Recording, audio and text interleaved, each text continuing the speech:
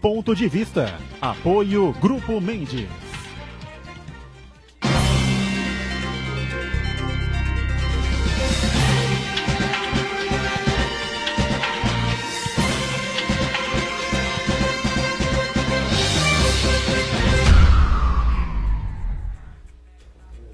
Olá, estamos começando mais um Ponto de Vista, você sempre conosco, este horário da 1h30 da tarde, não é? O horário do almoço e sempre a tradição da discussão política, dos temas importantes aqui da cidade, saúde, educação, meio ambiente, transporte, segurança pública, enfim, né? A pauta regional e os assuntos, não é?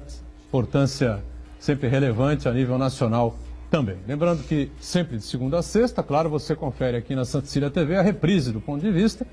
Isso começa sempre às 20 horas, né? Às 8 da noite.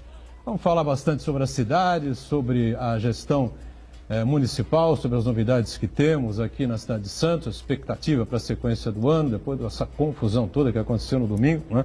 O Brasil foi eliminado da Copa do Mundo na sexta-feira e no domingo uma confusão judiciária, né? Podemos dizer assim, uma liminar para o presidente Lula sair da prisão que ele está, né, na verdade, né? Está repousando, né, na Polícia Federal em Curitiba e, de repente, uma troca aí de contraliminares, enfim, um liberta, outro não liberta, agora está uma confusão danada, o Sérgio Moro descumpriu uma ordem superior, pode sofrer aí alguma reprimenda, enfim, eu sei que o presidente Lula continuou preso, mas o PT, a meu ver, pelo menos, conseguiu o que queria, né? Jogou o Lula novamente na mídia nacional, de cabo a rabo, de norte a sul, e volta a vender a imagem de que ele é um preso político. Bom, vamos seguindo aqui a nossa vida, recebendo com prazer aqui o secretário de Governo de Santos, secretário Rogério Santos, que participa com a gente desta edição de terça-feira. Prazer recebê-lo mais uma vez, tudo certo aí? Tudo bem, Rogério? Prazer é meu, Boturão, Santana, Esmeralda. Pois é, uma tarde fria com assuntos quentes, né? É verdade. Toda essa movimentação aí do fim de semana, a expectativa da Copa. Hoje era para todo mundo estar em casa aí com os amigos. Pois é, não deu. E estamos aqui, né? Estamos e a vida aqui trabalhando, né? Já é muito bom. Um ano importante, é bom que a gente volte a ter foco nas coisas mais importantes do nosso país, porque é um ano decisivo. Esmeraldo Tarquínio Neto, sempre ligado aqui nos temas importantes da cidade, da região e do país, né, e do futebol também, né? Não podia deixar de ser. Esmeraldo, coach, que participa e colabora com a gente nesta terça-feira. Tudo bem, Esmeraldo? Tudo bem, Edgar, Rogério, Marco, uma satisfação estar aqui novamente com vocês.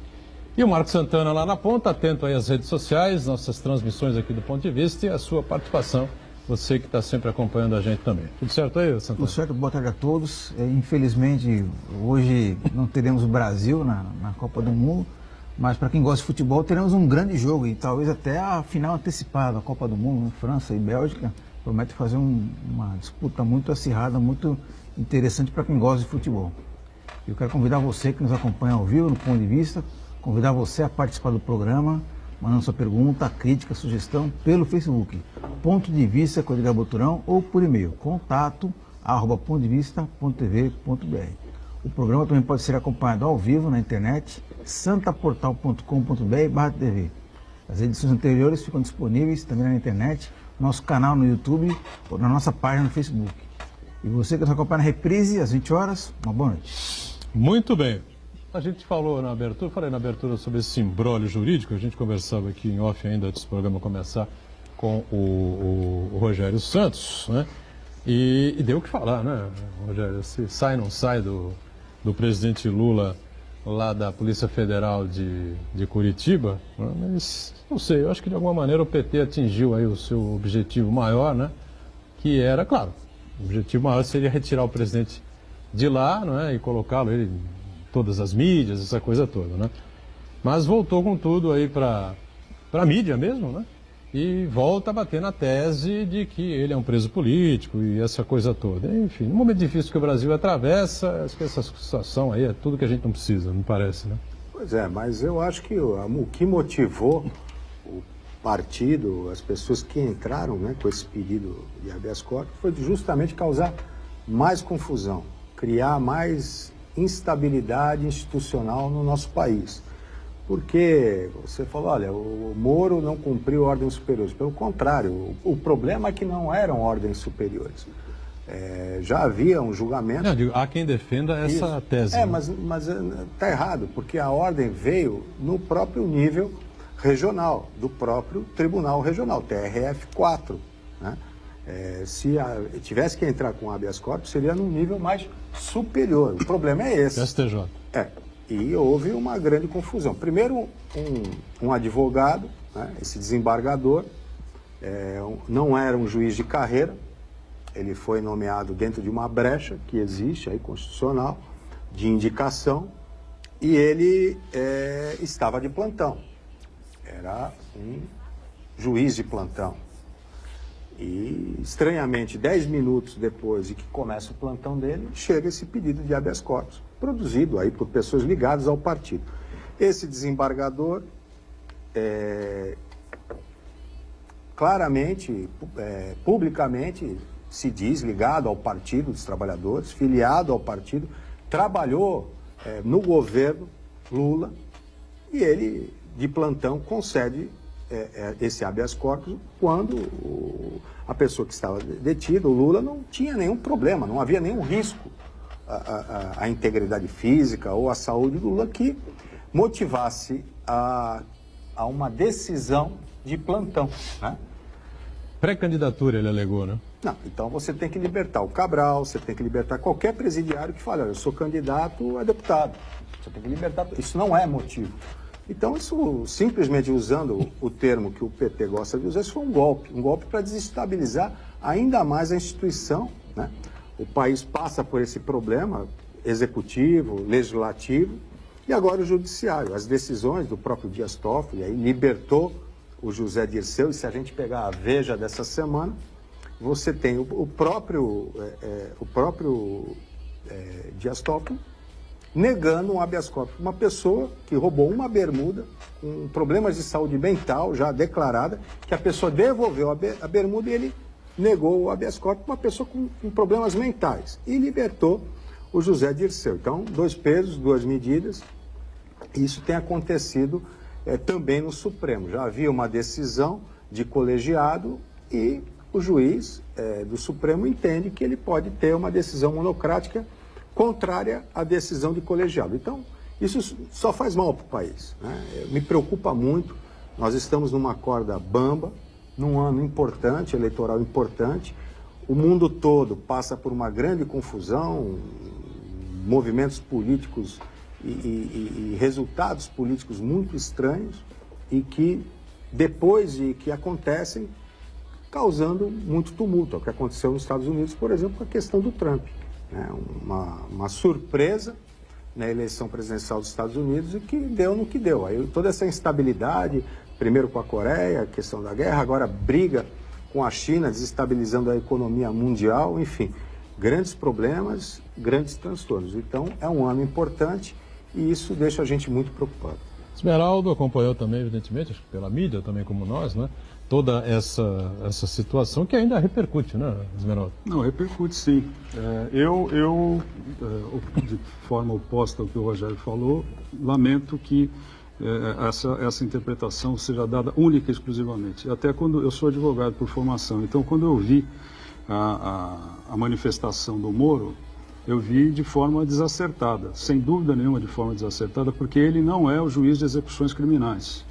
Então ele não tinha que ter dado palpite porque ele se insubordina a uma determinação de um desembargador regional, que não entrou, Rogério, a despeito do que você falou, não entrou numa brecha, ele entrou numa determinação constitucional que se chama quinto constitucional, porque 1/5 das vagas que os tribunais têm, eles são oferecidos para advogados ou para membros do Ministério Público. Então não tem brecha nenhuma, ele não entrou nenhuma brecha. Ele, assim como se for para tratar do assunto dessa forma, o próprio Toffoli, que também tem relações com o PT, mas hoje, acima de tudo, o Luiz Fachin entrou pelo quinto constitucional, porque era advogado, o Luiz Barroso, porque era advogado. Então não dá para tratar isso como se fosse uma brecha Isso não é uma brecha, isso está atendendo a uma determinação da Constituição.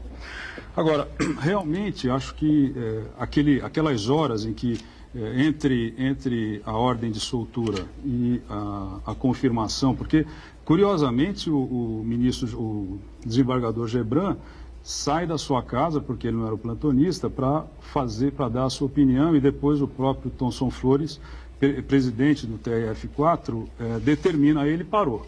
Ali sim, ele parou. Mas fazer o questionamento puro e simples de que o desembargador Favretto não poderia ter dado ordem de soltura, dá para você avaliar isso dos dois lados, mas tem que ter voz dissonante, sim, porque, sob o ponto de vista do direito, ele poderia ter feito aquilo, ele é juiz de plantão e ele poderia ter decidido. Aí, depois, haveria uma reforma na decisão dele. É isso que eu coloco também, acho que o Moro se... Não, ele não podia ter feito isso. Não poderia ter feito o que fez. Essa é a impressão que eu tenho nesse momento. O problema... Lula deveria ter sido libertado e depois ele seria Federal. Preso novamente. No dia seguinte, a liminar seria cassada e ele seria preso novamente. Eu acho isso não tenho dúvida. Eu acho ficaria que aqui a situação ficaria assim no mesmo nível, tá certo? Né? Exato. Desembargador com desembargador. E outro manda o outro fazer. Agora, o ato desse desembargador, eu também acho que é equivocado. Mas eu acho que aí é uma outra avaliação. Ela é subjetiva mesmo, né? Eu acho que ele poderia ter tomado esse cuidado, porque, para mim, quando eu vi a decisão dele, a ordem de soltura, eu achei estranho, porque aquela turma do TRF tinha tomado uma decisão unânime. Então, realmente, quando você não tem unanimidade, você pode tratar de uma forma, e quando você tem unanimidade, você trata de outra. Então, acho que talvez ele tenha se precipitado, sim. Mas o fato é que nós não podemos, e o Rogério acertadamente faz essa observação de que o mundo vai meio dissonante, não é, Rogério? Isso é um fato mesmo. Quer dizer, o prenúncio do que poderia acontecer no mundo com a eleição do Trump, porque ele realmente esculhamba todos, e não tem nada. Para ele está tudo dentro da ordem dele, está ótimo. Mas o fato é que quando a gente trata dessas coisas aqui, nós vamos ter um processo eleitoral daqui a alguns meses, que vai ser um processo eleitoral, a partir de agosto já tem televisão, eu acho, né? Acho que já tem televisão. Então o processo começa 35 dias de TV, né? Então, final de agosto. Primeiro que já não tem sentido você fazer campanha em 35, 45 dias. Para mim, campanha tem que ser um pouco mais estendida, mas é a lei atual. Mas o fato é que você, quando tem isso, nós vamos ter um processo eleitoral muito difícil, muito complicado, bastante diferente, com peculiaridades bastante acentuadas nesse momento, com uma candidatura, fora a candidatura do Lula, mas uma candidatura que tá aí no alto, independentemente de vai cair, não sei o quê, que é o susto que só a citação do nome do Bolsonaro causa na minha cabeça e na cabeça de outras pessoas, porque para mim não tem o que discutir. Um candidato que é antidemocrático não pode ser candidato. Ele não tem o direito de ser candidato porque ele quer subverter a ordem democrática. Mas, tudo bem, eu acho que nós vamos ter que ter, todos nós, condições, os democratas, teremos que ter condições de exatamente manter o equilíbrio do processo, né? Quer dizer, esse equilíbrio tem que ser mantido. O Rogério Santos sofre aí diariamente, né, com a temperatura das contas públicas da Prefeitura de Santos, ao lado do prefeito, ao lado do secretário de Finanças, enfim, né? E a gente, no momento que a gente parecia que ia ter um ano um pouquinho melhor, com mais estabilidade, pelo menos até a metade do ano, o início das campanhas eleitorais, né? Aí surge a greve dos caminhoneiros, aí vem essas encrencas todas aí. E tudo isso acaba refletindo, né, Rogério? Exato. E essa instabilidade... isso que a gente se preocupa mais ainda, né? E essa instabilidade, esse mau exemplo que o Judiciário agora está dando, o Supremo... E assim, Esmeralda, quando eu falo brecha, no sentido de atalho, né? E é uma brecha que a Constituição permite, porque é um atalho. Na verdade, porque cria uma indicação política. Você não tem uma carreira, você não é um juiz de carreira. É uma brecha. E quem indicou... tem interferência política, independente do partido. No caso, há uma interferência clara da Dilma na indicação desse desembargador, então é uma brecha. Você está politizando o judiciário, está criando aí nichos, né? A própria escolha dos ministros do Supremo, as pessoas rebatem, poxa, mas é de lista tríplice, mas o presidente acaba indicando. É lógico, qual presidente vai escolher um inimigo para ocupar Claro. esse espaço? São brechas, né, nesse sentido, nenhum, né? que se dão para que as coisas não funcionem direito. E está tendo essa politização.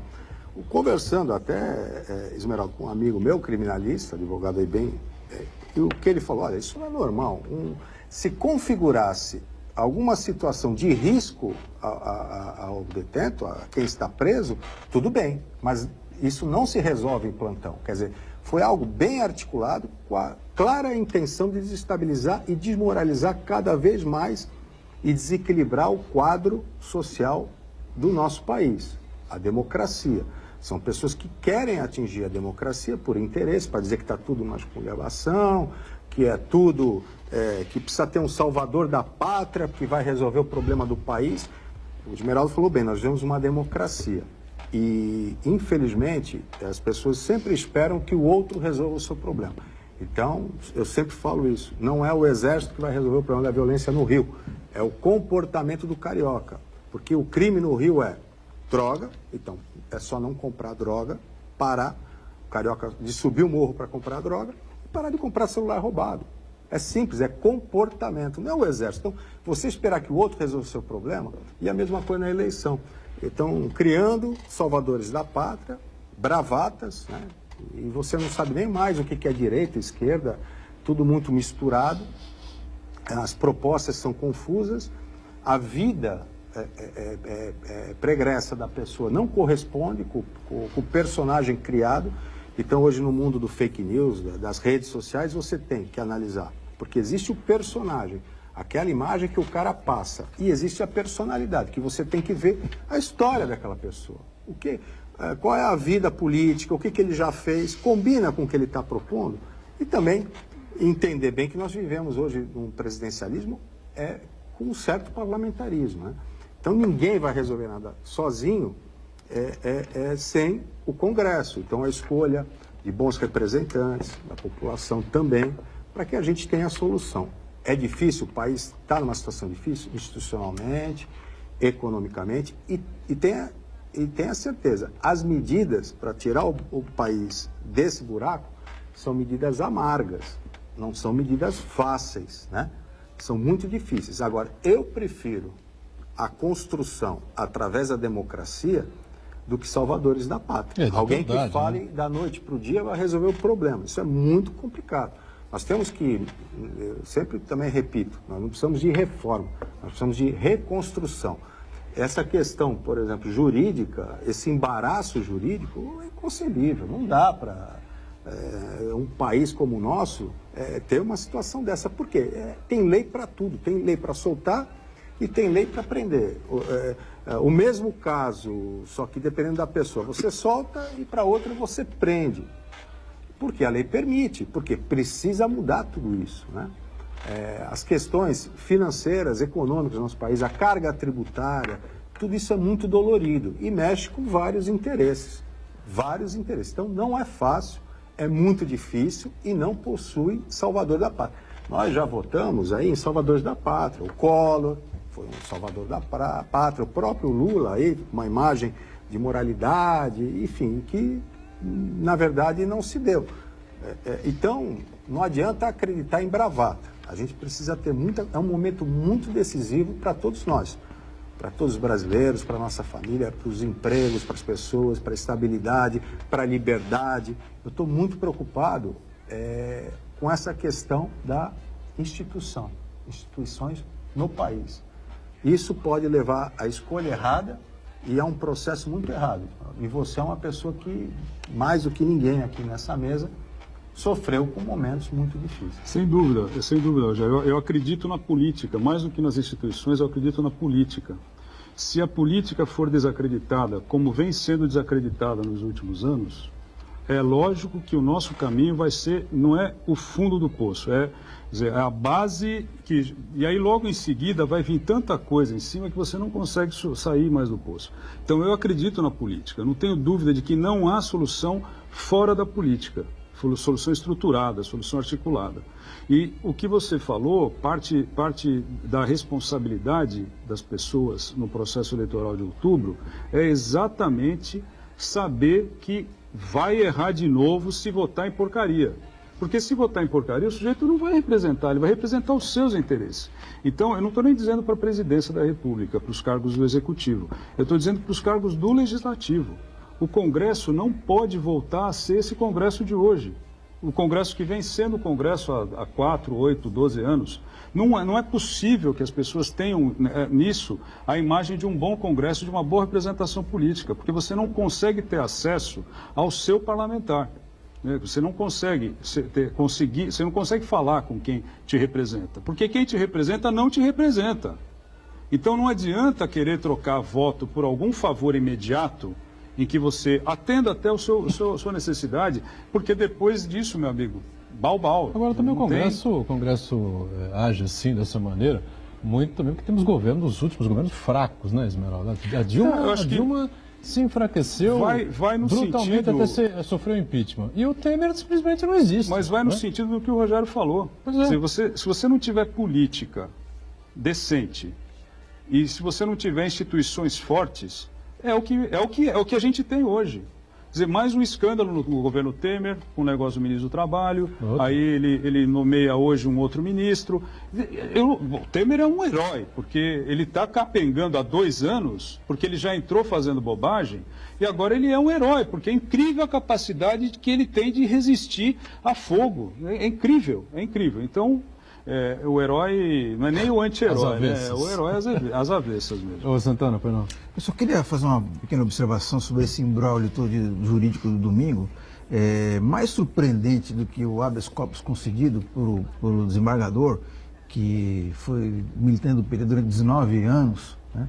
E os deputados do PT aproveitaram essa janela em que ele estaria de plantão para conseguir a decisão favorável. Mais surpreendente do que isso, e aliás ele até alegou um fato novo. Todos nós sabemos que o ex-presidente Lula já é pré-candidato, já lançou a pré-candidatura dele mais de 10 vezes. Todos sabiam que o interesse do presidente Lula de disputar a presidência da República, então, quer dizer, não tinha fato novo algum, né?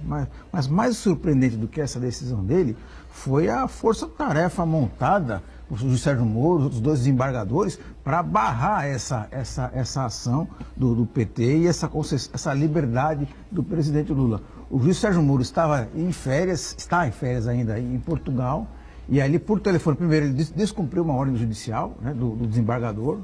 É a mesma coisa que o sargento do batalhão contestar a ordem do comandante, é uma questão de hierarquia. Então, nesse sentido, o Sérgio Moro ele contestou uma ordem, e mais do que isso, ele articulou por telefone com o outro desembargador, o desembargador relator, para tentar reverter a decisão, com o ex-presidente Lula na cela ainda, articulou com a cúpula da Polícia Federal para também descumprir a ordem judicial do desembargador. E o presidente do TRF4, que já tinha manifestado que a decisão do Sérgio Moro tinha sido impecável, mesmo sem ter lido a sentença, também decidiu pela manutenção do ex-presidente Lula, né? Foi um factoide político, né? Foi uma movimentação política do PT. Inclusive, o próprio ex-presidente Lula não acreditou em nenhum momento que ele seria solto, né?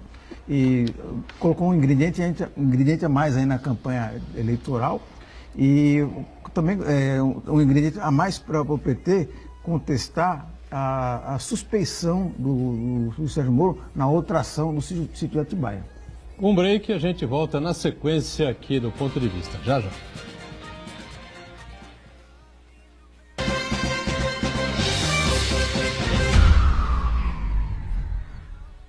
Existe um lugar em Santos onde você encontra os empreendimentos mais fascinantes da região. Um lugar amplo, aconchegante, feito para oferecer o melhor atendimento para você. Um lugar que reúne as melhores opções residenciais e comerciais nos bairros mais nobres de Santos. Um lugar que a gente nem precisava dizer, porque você já sabe. Central de Vendas Grupo Mendes, Rua Guaiaó 55, Aparecida. Venha fechar um bom negócio para abrir as portas do seu novo lugar.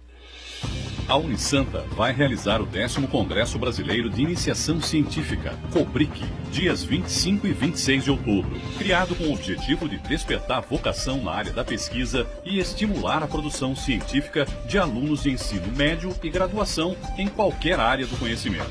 Inscrições gratuitas e trabalhos científicos até 25 de setembro pelo site www.unisanta.br/Cobric. Universidade Santa Cecília, primeira da Baixada em ranking mundial sobre excelência de pesquisas. O livro das arquibancadas, a Presidência 2002 de Marcelo Teixeira, está à venda na Unisanta com preço promocional de lançamento. A obra indispensável para os amantes do futebol e do Santos Futebol Clube pode ser adquirida no Centro de Atendimento Integrado, na Rua Oswaldo Cruz, número 300, das 8 da manhã às 8 da noite, de segunda a sexta, e aos sábados, das 9 às 11 da manhã. Se você quiser, pode pedir pelo e-mail tesouraria@unisanta.br e receba por Sedex, ou nas livrarias Nobel, Martins Fontes e Realejo em Santos. Das arquibancadas, a Presidência 2002 de Marcelo Teixeira. Adquira o seu agora mesmo.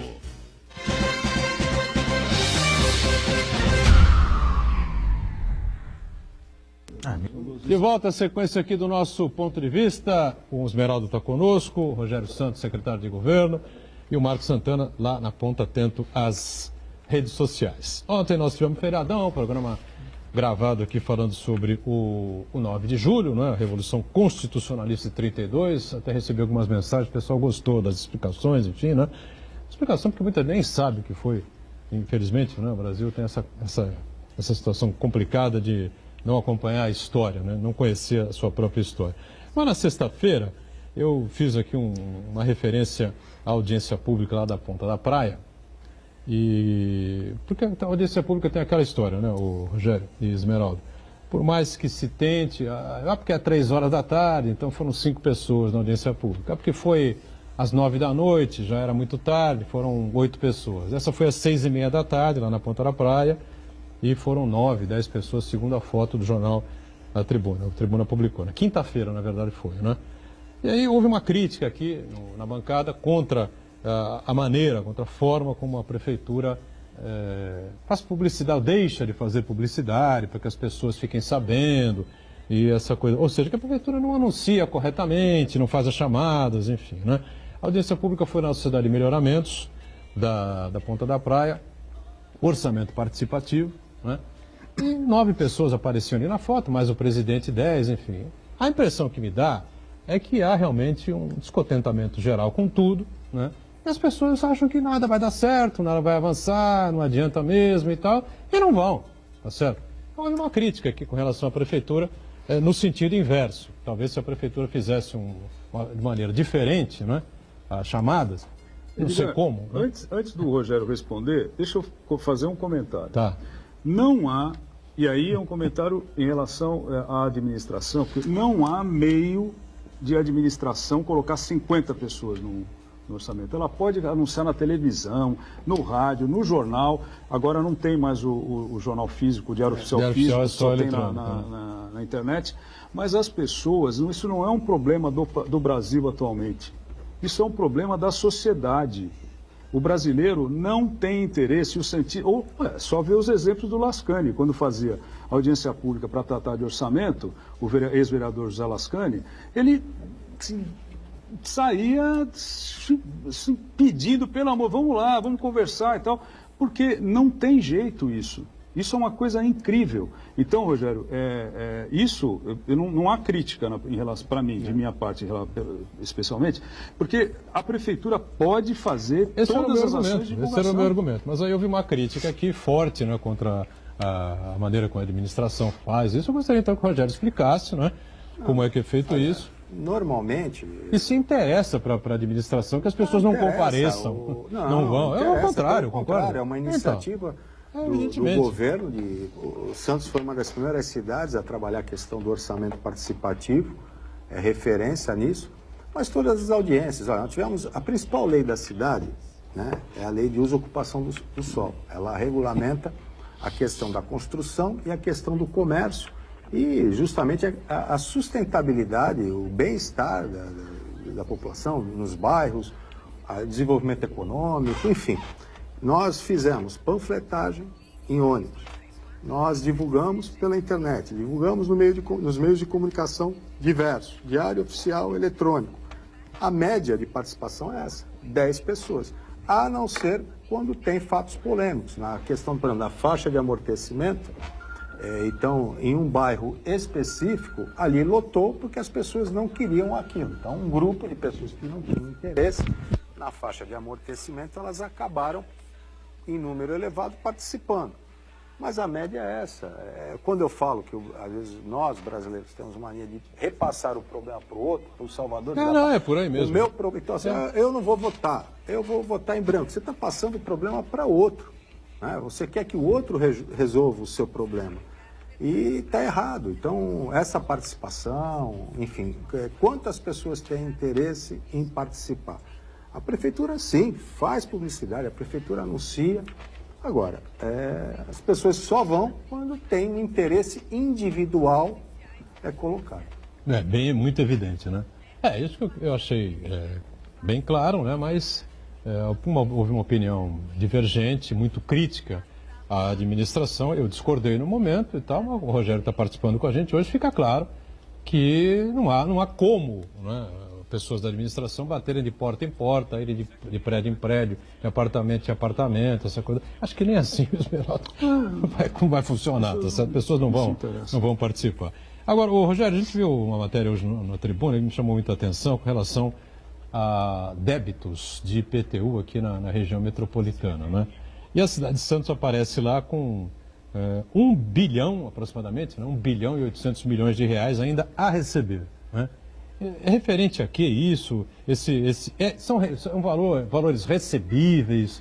A prefeitura está tentando reaver esses valores? Enfim, explica para a gente aí o que é que... Não, de onde vem isso? São recebíveis e uma boa parte são bem concretos.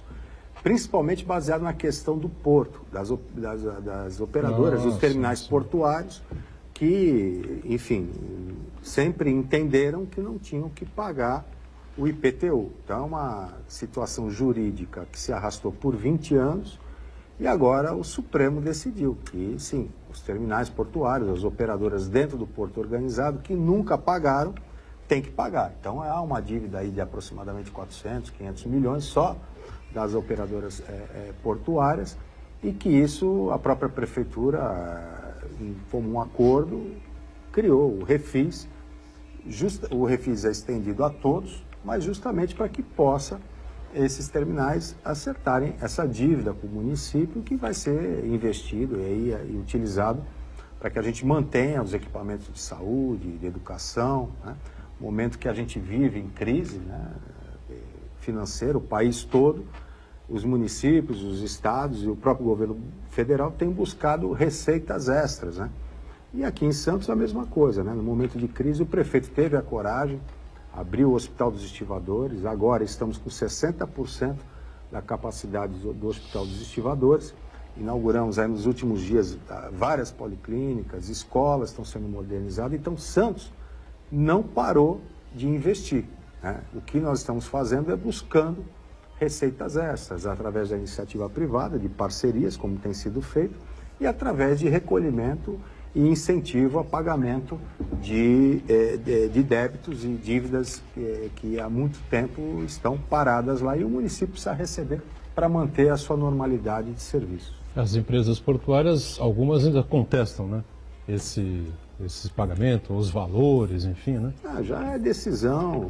Transitado em julgado, né? Supremo, já foi bem claro, mas os instrumentos protelatórios, como eu disse aqui, da reconstrução, permitem que cada hora há um questionamento, enfim, mas não tem mais, várias empresas já estão indo negociar, aproveitando o Refis, que é uma boa oportunidade, e para o município vai ser muito bom, porque a gente vai conseguir, como tem conseguido, passar esse momento difícil, mantendo os serviços abertos, diferentemente de vários estados e vários municípios. Santos tem uma responsabilidade muito grande, não só com quem mora aqui na nossa cidade, mas com toda a região. Diga, Santana. Por uma observação importante em se fazer nesse assunto aí, que a situação de Santos não é das piores, que o índice de inadimplência em relação ao IPTU é em torno de 14%, segundo a matéria. Tem cidades da região que giram em torno de 40% a 45%. Quer dizer, tem cidades da região, São Vicente, Praia Grande, que é a situação mais dramática, a inadimplência em relação ao IPTU é muito maior, né?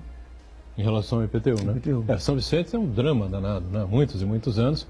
O atual prefeito Pedro Gouveia aí vem conseguindo administrar isso e minimizando um pouco a situação que já vem aí de gestões anteriores, mas especialmente a última gestão, né?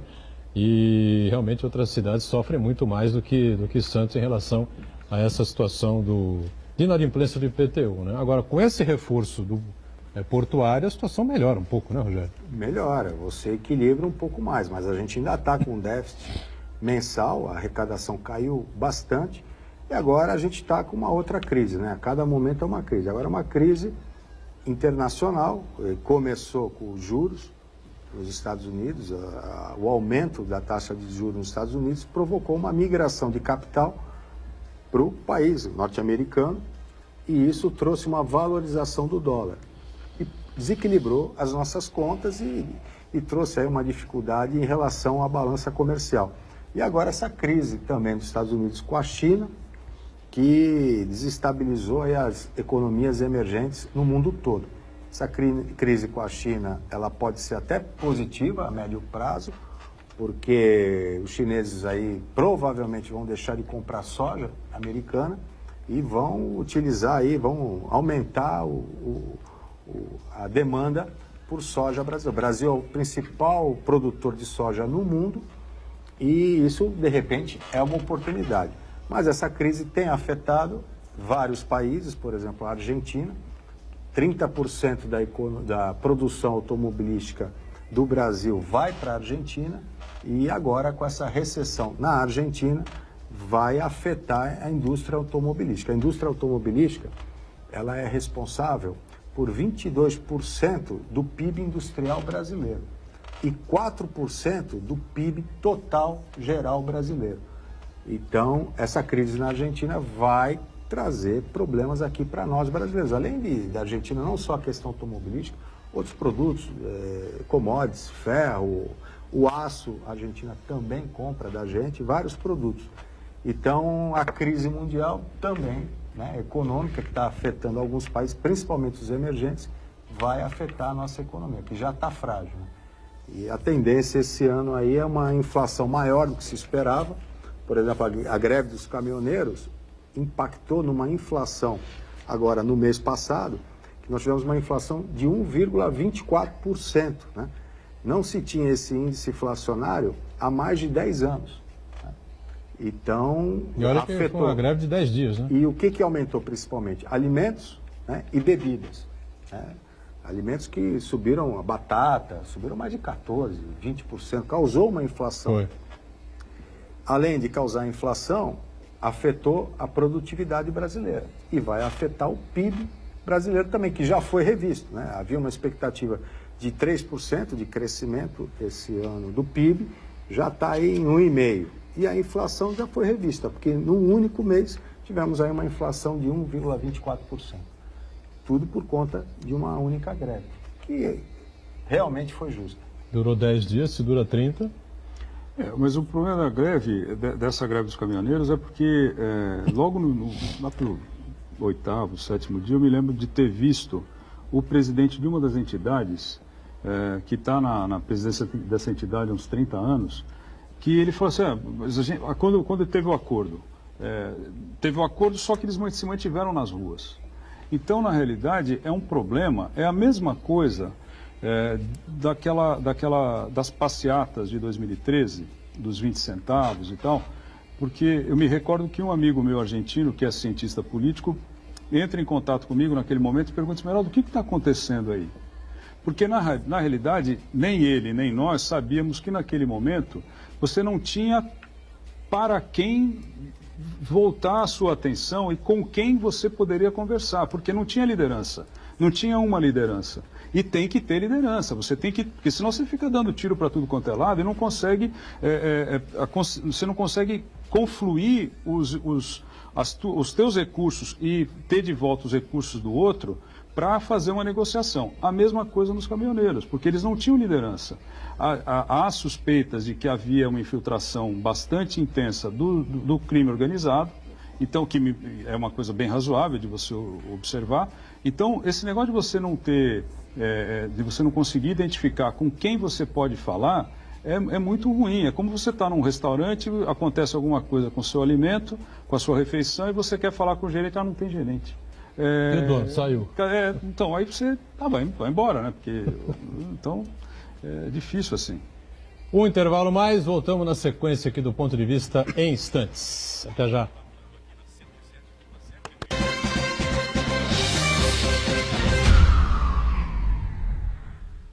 Existe um lugar em Santos onde você encontra os empreendimentos mais fascinantes da região. Um lugar amplo, aconchegante, feito para oferecer o melhor atendimento para você. Um lugar que reúne as melhores opções residenciais e comerciais nos bairros mais nobres de Santos. Um lugar que a gente nem precisava dizer, porque você já sabe. Central de Vendas Grupo Mendes, Rua Guaiaó 55, Aparecida. Venha fechar um bom negócio para abrir as portas do seu novo lugar.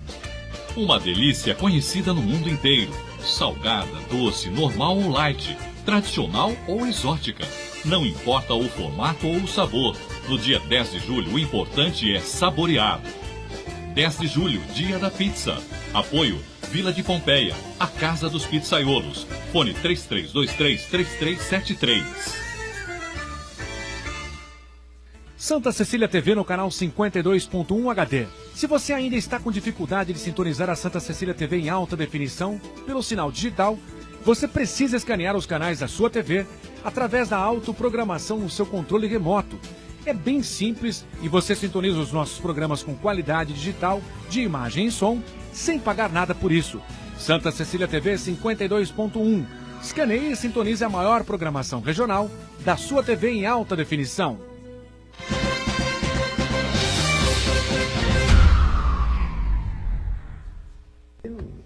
Muito bem, voltamos aqui na sequência do Ponto de Vista, né, com o secretário Rogério Santos, Esmeraldo, o Marco Santana com a gente lá acompanhando as redes sociais. E apesar de todas as dificuldades, todos os problemas, algumas obras vão sendo fechadas, né, Rogério? Algumas obras que tiveram as suas paralisações há um tempo atrás. Tem uma obra importante na entrada da cidade e que deve acontecer mais ou menos, né? Já começou essa obra na entrada da cidade, mas ela também, no transcorrer dessa obra, nós teremos também essa outra obra, essa ligação entre Santos e Guarujá, feita pela Ecovias, né? E que na verdade é estrada, né? É Anchieta-Piaçaguera, né? São duas obras aí de grande monta e que nos próximos 2, 3 anos aí devem gerar bastante emprego e resolver alguns dos problemas que nós temos por aqui, né? A entrada da cidade já começou, a parte do município, já temos a etapa 1 concluída. A etapa 2 começou, que envolve uma série de obras de drenagem na zona noroeste, no bairro do Sabuó, várias vias, enfim, importantes, porque até quando a gente começar a etapa 3, que são os viadutos, essas vias já estarão prontas, inclusive para atender os desvios necessários para não afetar tanto o trânsito. Mas, infelizmente, o nosso país, né? A etapa 2 há um questionamento, uma judicialização, uma questão protelatória, a obra deu uma parada, mas a Procuradoria já está agindo para retomar. Enfim, tudo contra para que as coisas no país aconteçam. Enquanto outros países as obras são feitas em 6 meses, aqui demoram anos. Mas a etapa 1 concluída e a gente espera que todas essas obras da entrada da cidade sejam concluídas aí no máximo em 2 anos, né? Tudo dando certo. As obras por parte do município. Por parte do Estado também, que é um viaduto, duplicação, novas alças de acesso ao porto, enfim. Essas obras também já tiveram o ok de início.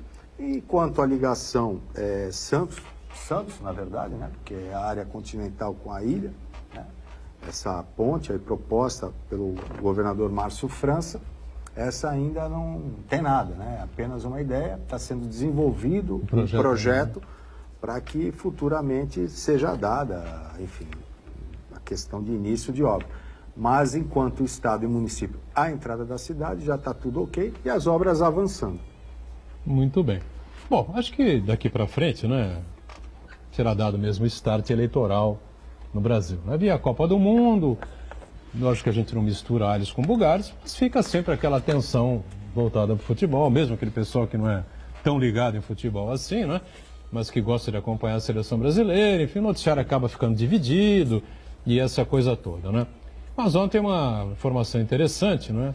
Uma reunião com o presidente nacional do PSD, ministro Gilberto Kassab, com o ex-governador e candidato do PSDB, Geraldo Alckmin, né? E ontem no Roda Viva estava lá o ainda candidato à presidência pelo PSD, Guilherme Afife Domingos, né? O Afife tem uma bandeira muito interessante, não é? Que procura beneficiar de todas as maneiras os pequenos e médios empresários, comerciantes, essa coisa toda, autor do Simples, criador do Simples, enfim, mas não tem popularidade, não tem densidade eleitoral, né? E foi pressionado lá por 2 ou 3 debatedores sobre a possibilidade dessas negociações que estão acontecendo entre o Kassab e o Geraldo Alckmin, uma aproximação e uma aliança, né, entre o PSD e o PSDB, né? E, claro, o DEM iria junto e voltaria a ser, ou seria novamente, mais uma vez, um parceiro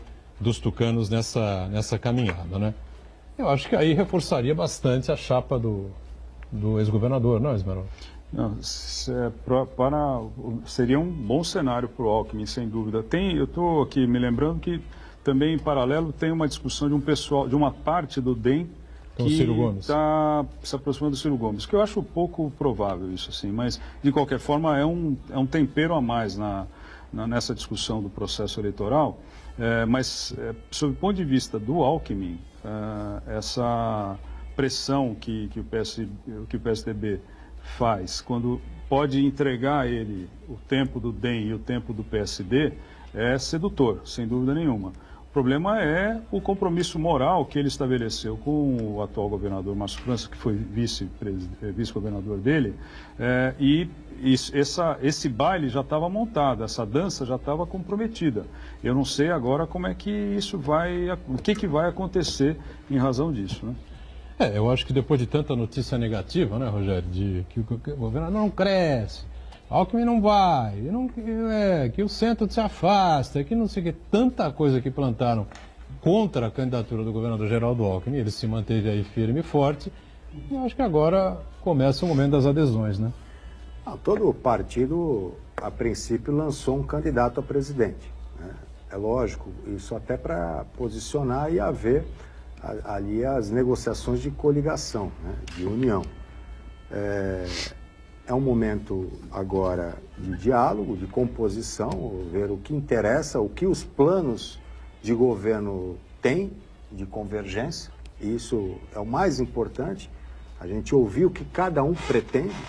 E na questão, que eu concordo também com o Esmeralda, essa coligação do PDT, que se diz de esquerda, com o DEM, que é de direita, é muito estranho, né? Eu entendo isso como oportunismo, né? O DEM tem um posicionamento bem diferente e que não é alinhado até agora com o que o Ciro falou, né? Com o que o Ciro propagou, principalmente na questão econômica.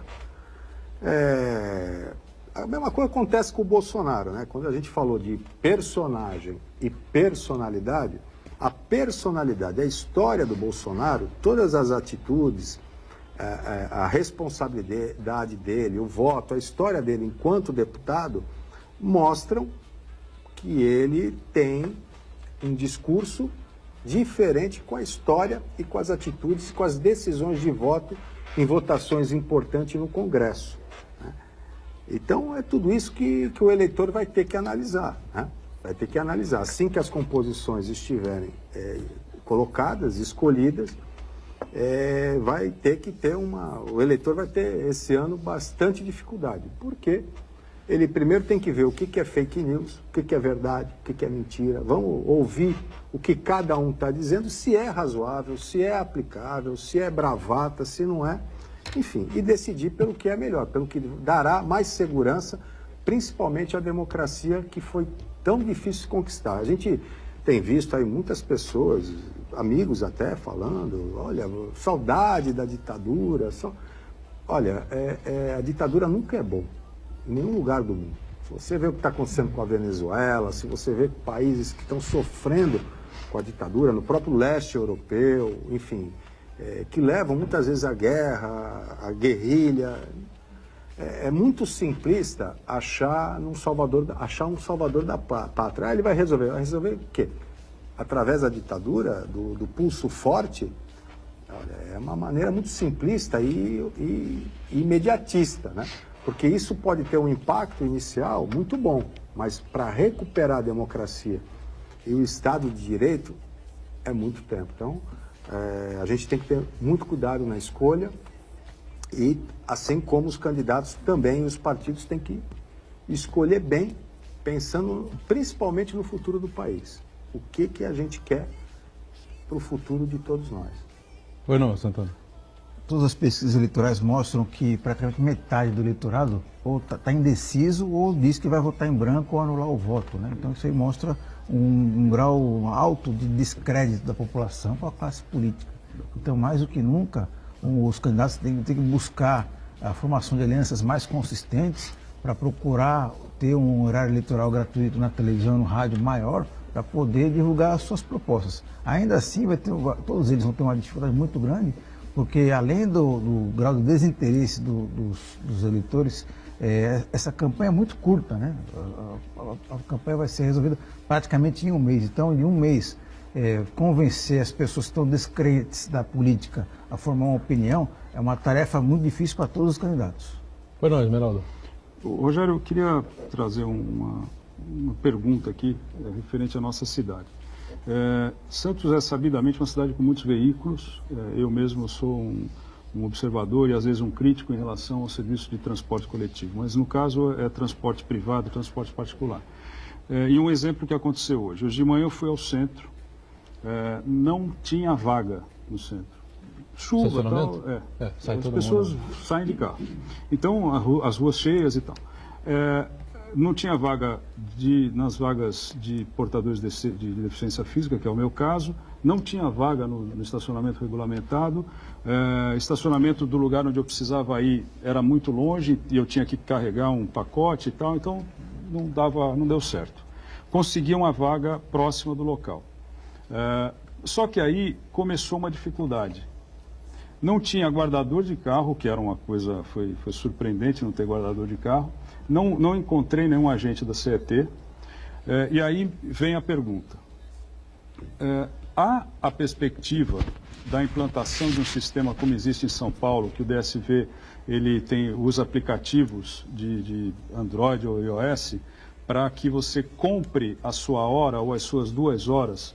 Você está num determinado lugar, vai para uma reunião e não tem limite, né? Você vai para uma reunião e a reunião não está acabando e você recebe uma informação de que seu tempo está terminando e aí você automaticamente, ali mesmo do local onde você está, você consegue fazer a renovação disso. Assim, não sei, aqui na Baixada, alguém me falou que talvez Praia Grande estivesse trabalhando nisso, eu não sei, mas há alguma coisa especificamente já planejada para a implantação de aplicativos para o estacionamento regulamentado? Tem sim, a CET está finalizando esse processo, não é fácil, porque tem premissas aí que o Tribunal de Contas para essa licitação tem pedido, né, no aprimoramento da concorrência, enfim, e a CET está correndo atrás dessas informações para compor essa licitação. A cada momento é exigido uma nova premissa. Mas o importante disso tudo, Meraldo, primeiro é a questão de ele ser rotativo, você tem que ter esse limite, você não pode renovar, porque a questão de ser rotativo é dar oportunidade de outro ocupar a vaga. E segundo, essa questão do transporte público, ele tem que melhorar. O prefeito tem feito um esforço nesse sentido, melhorou bastante a frota dos ônibus na qualidade aqui em Santos. Hoje temos aplicativos de quanto tempo demora. Os ônibus hoje têm aí 60% da sua frota com ar-condicionado, 100% Wi-Fi. A primeira frota brasileira a ter 100% de Wi-Fi, melhorou bastante. Tem que aprimorar mais ainda, muito claro isso. E essa briga que o prefeito teve desde o começo, com o apoio do governador, para a implantação do VLT, que hoje é um sucesso, né? O VLT, ele é bem aceito, né? Ele está sendo bem utilizado, os números aumentam a cada dia. E agora, com a fase 2, já colocada pelo governo do estado, que vai em direção ao centro de Santos. Isso vai ser importante, porque o centro de Santos é o local na região da Baixada Santista, onde ocupa o maior número de postos de emprego, aonde estão os principais equipamentos públicos, não só de Santos, como da região toda. É uma referência. Então, realmente, a dificuldade de estacionamento é muito grande. Por isso que a gente precisa realmente investir em transporte público, né? Nas várias modalidades. O ônibus, os aplicativos hoje são uma realidade, a mudança de comportamento hoje. Os jovens, a maioria já não pensa em ter um carro próprio. O sonho do carrão, né, quando faz 18 anos, já não existe mais. É engraçado essa mudança de comportamento. Mas oferecer o VLT, oferecer o aplicativo, o táxi, oferecer ônibus e a bicicleta. Você vê que na greve dos caminhoneiros houve um aumento expressivo do número de adesão pelas bicicletas públicas aqui em Santos. As pessoas começaram a usar a bicicleta porque faltava combustível para ir para trabalhar. E o bacana disso é que após essa greve e entrada à normalidade, manteve o aumento do número do uso das bicicletas públicas. Santos é uma cidade plana e que tem toda essa facilidade. É lógico que como dias como hoje, chuvoso, atrapalha bastante. Claro. Então, o importante da mobilidade pública é a gente oferecer vários tipos de transporte com qualidade. E a questão do aplicativo é isso. Ela já era para ter sido feita essa licitação, mas algumas premissas do próprio Tribunal de Contas e a CT está correndo atrás disso, né? Para que a gente faça essa licitação e tenha esse conforto de você, por aplicativo, até o próprio aplicativo indicar onde tem vaga mais próxima de onde você quer, né? Existem vários aplicativos nesse sentido. Vai trazer maior comodidade, tranquilidade e segurança. E resolver um problema sério aqui na nossa cidade turística, que são os flanelinhos, né? Que hoje fizeram falta. Mas se você tem um sistema competente e eficiente, como você colocou, não só não vai fazer falta, como vai deixar de ter finalidade de existir. Porque com o celular você vai resolver o problema. As flanelinhas, na verdade, muitas e muitas vezes quebram um galho danado. Cobram um pouquinho a mais, né? Do que a CET cobra, os fiscais da CET cobram, mas às vezes quebram um galho danado, indiscutivelmente. E, às vezes, eles vêm aborrecer um pouco, querem obrigar você a comprar cartão deles. Depende dos caras, depende dos casos, né? Tem uns que são bem educados, merecem que a gente dê uma forcinha. Afinal dos contos, os caras estão trabalhando ali, o momento é muito difícil no país, né, Rogério? A dificuldade é muito grande. E o cara sendo bem educado, oferecendo o serviço, né, de uma maneira adequada, acho que não há assim, problemas mais graves. Claro que é um serviço não regulamentado, fica uma coisa meio esquisita da gente permitir, a gente conviver, enfim. Mas dos males o menor, né? Essa é a grande realidade. Tanto problema que nós temos, acho que o flanelinha é o menor deles nesse aspecto, né? Mas só para fechar aqui, essa coisa do poder público, por exemplo, se debateu tanto nas eleições de 2016, essa coisa da terceirização, OS, enfim, né? O prefeito esteve aqui recentemente, citou uma série de obras, na semana passada, aliás, esteve aqui com a gente na quarta-feira, citou uma série de obras que estão sendo realizadas na cidade com apoio e com a parceria com a iniciativa privada. Parece que o minutinho final do programa aí, acho que o caminho é por aí mesmo, né? Não há muita alternativa, né?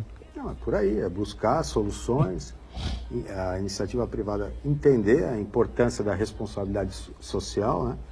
E tem sido feito vários investimentos. Ali no Piratininga entregamos uma policlínica, vamos entregar ali no São Jorge também, na Zona Noroeste, uma nova policlínica, escolas estão sendo construídas, reformadas, climatização de todas as escolas, praticamente 100%, com esses termos que a gente tem buscado através da parceria da iniciativa privada, através da lei do EIV, do Estudo de Impacto de Vizinhança, investido principalmente na educação, na saúde e em equipamentos também sociais.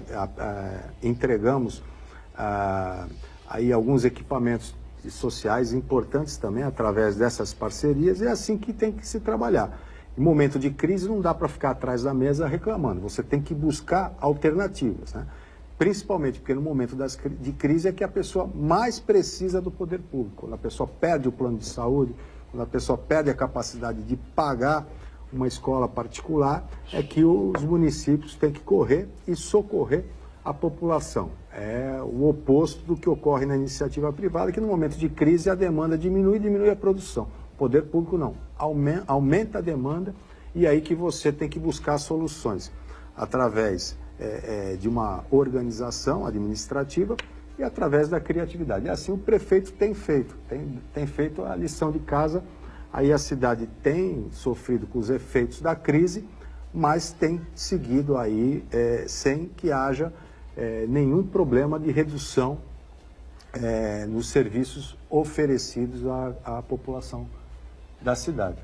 Muito bem. Deixando aqui o ponto de vista, agradecendo sempre aqui o Esmeraldo, participando aqui normalmente conosco, o Rogério Santos, secretário de governo, obrigado por estar com a gente aqui, Santana diariamente conosco e a gente sempre juntos aqui na Santa Cecília TV, 1h30 da tarde, ponto de vista ao vivo, nossa reprise, confere às 8 da noite. Obrigado, gente, valeu.